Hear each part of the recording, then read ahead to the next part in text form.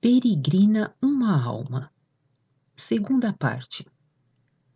Assim sucede também que um mundo é visto e vivenciado pelos espíritos humanos de milhões de maneiras diferentes.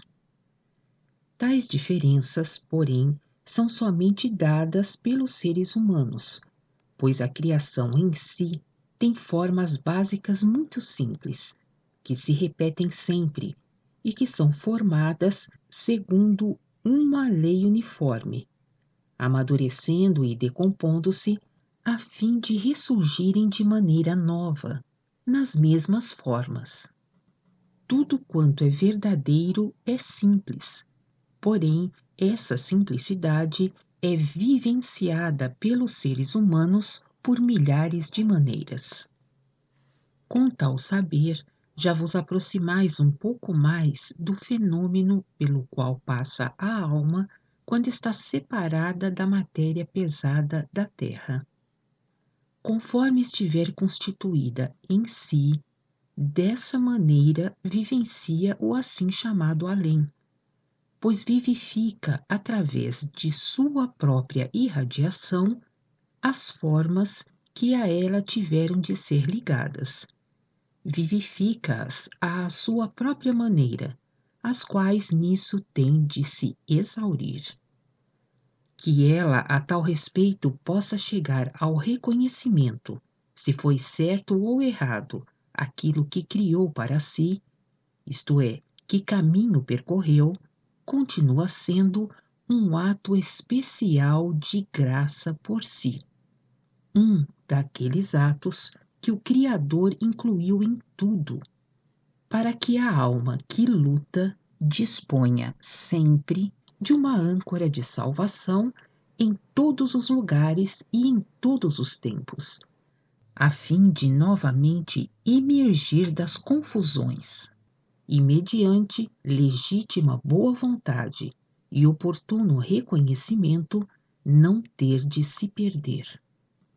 O múltiplo valor de necessidade de tudo o que se encontra na criação outorga sempre, de alguma maneira, a possibilidade de tornar a ascender, mesmo no maior caos causado pelos seres humanos.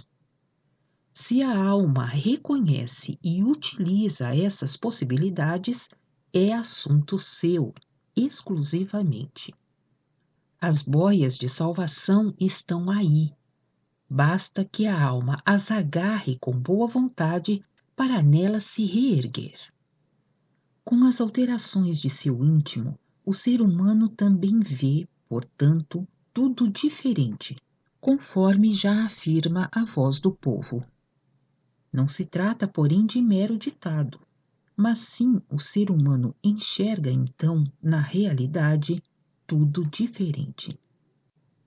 Com a modificação íntima, altera-se em certo grau o seu ver e o seu ouvir, pois o espírito vê, escuta e sente através dos respectivos instrumentos nos diversos planos isoladamente, e não o olho propriamente dito de matéria grosseira ou de matéria fina. Transforma-se o espírito, transforma-se com ele a maneira de ver, e dessa forma também a maneira de vivenciar. Os instrumentos não exercem nisso nenhum papel, são meros intermediários.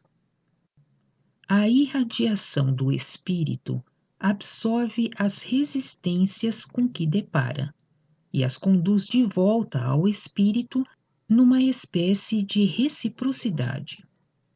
A recondução nesta matéria grosseira pesada ocorre através dos órgãos de matéria grosseira para isso criados, como os olhos, os ouvidos, o cérebro. O cérebro é, com isso, o ponto de concentração mediador de todos os órgãos inferiores.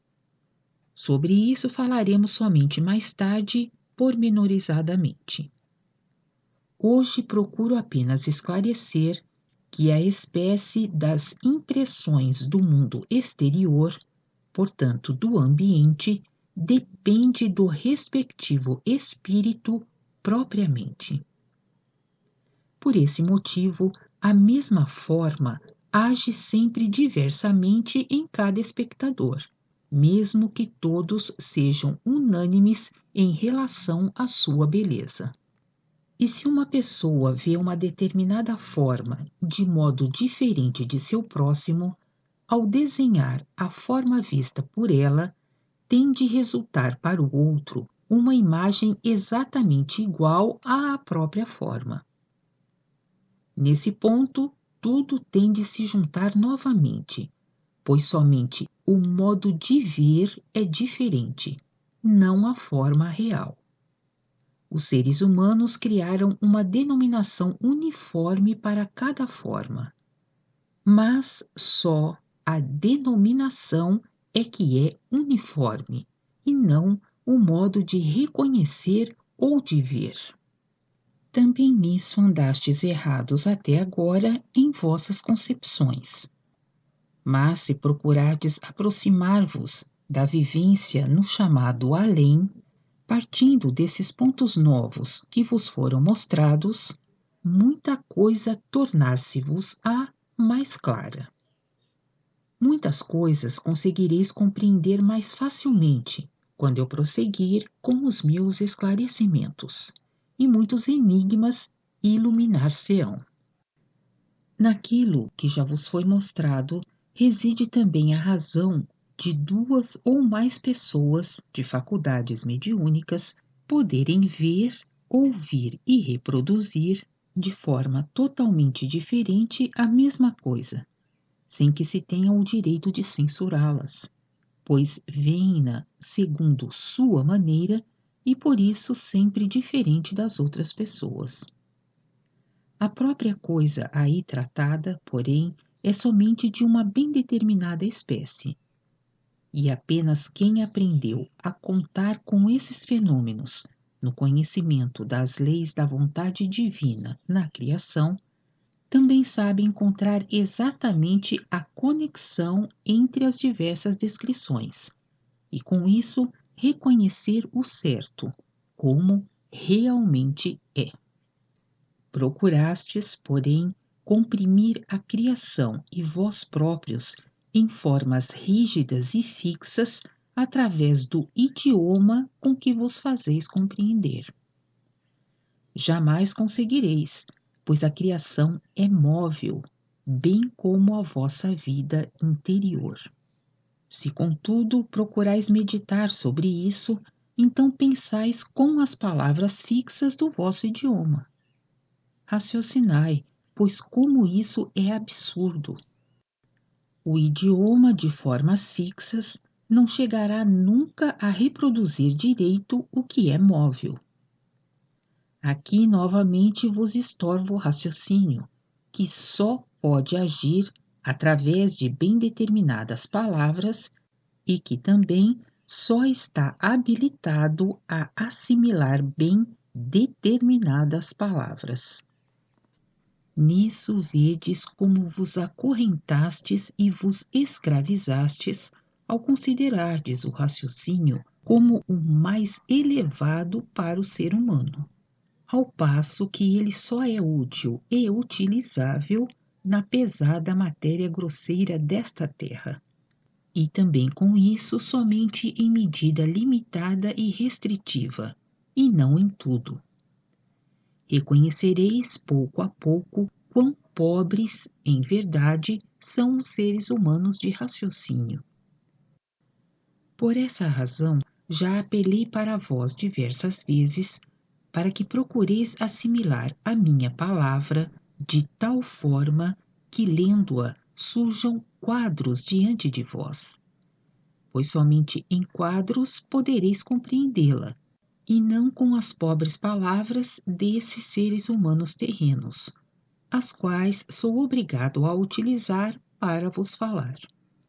Com palavras nunca aprendereis a compreender a criação, e também aquilo que está dentro de vós, porque tudo isso é móvel e assim tem de permanecer, ao passo que as palavras comprimem tudo somente em formas fixas e rígidas. E isso é impossível, um esforço completamente inútil em tudo e para tudo o que é móvel. Com palavras, não conseguirei chegar à compreensão disso. Tão logo, porém, a alma se desfaz de todo o peso terreno do corpo terrenal, ela entra na mobilidade da criação.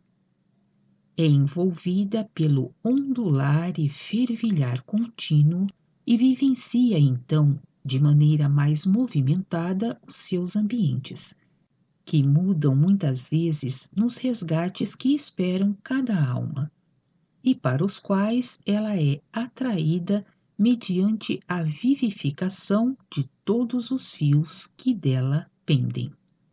E tudo isso é novamente recíproco.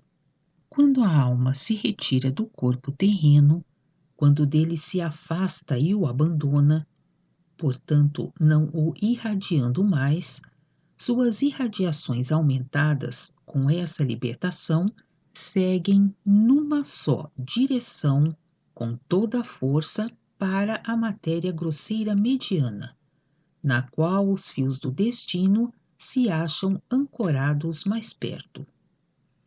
Com isso, recebem estes uma vivificação muito mais forte, causada pelas irradiações da alma nessa direção. E devido a essa vivificação, se reforça também a capacidade de atração deles, que, retroagindo, encontram a alma ligada e a atraem com mais intensidade. Tudo isso são processos automáticos, totalmente normais e, por conseguinte, totalmente naturais, que também compreendereis mais facilmente quando procurardes meditar sobre isso. Assim é a alma puxada em seu caminho através de cordões que ela própria vivifica por meio de suas irradiações, as quais não pode reter nem evitar.